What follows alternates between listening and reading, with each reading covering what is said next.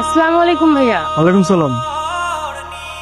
ওই যে আমার কিডনি অপারেশন হলো না, হ্যাঁ, তখন তোর বাপে ওই হারুনের কাছ থেকে 10 লক্ষ টাকা ধার নিছিল। তোর বাপের কাছে প্রস্তাব দিছে তোর বিয়ে করতে চায়।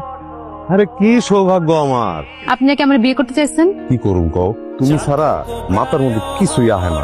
আপনি আমার বিয়ে করার এই স্বপ্ন বাদ দেন। তোমার চাওয়া না চাওয়াতে কিচ্ছু যায় আসে না। অনেক টাকার মামলা এখানে। তোমার বাপের লগে আমার সব সেটিং হয়ে গেছে, আজকেই তোমার আমার লাগবে। আমার সাথে চলো, আমি একটা ব্যবস্থা করছি।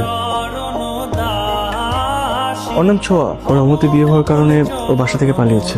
তুমি আসছো আরো ভালো হয়েছে, আমি তো বাসায় একাই থাকি। কিছু লাগলে আমাকে ফোন দিবা।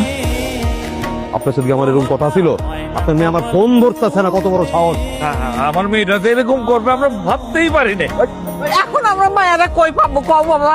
আমার মাথায় হাত বুলা বুলা যখন আমার আশ্বাস দিচ্ছেন যে বাবা চিন্তা করো না, আমার মেয়ে তোমার হাতে আমি দিব, হ্যাঁ, এখন আপনার মেয়ে কই গেল?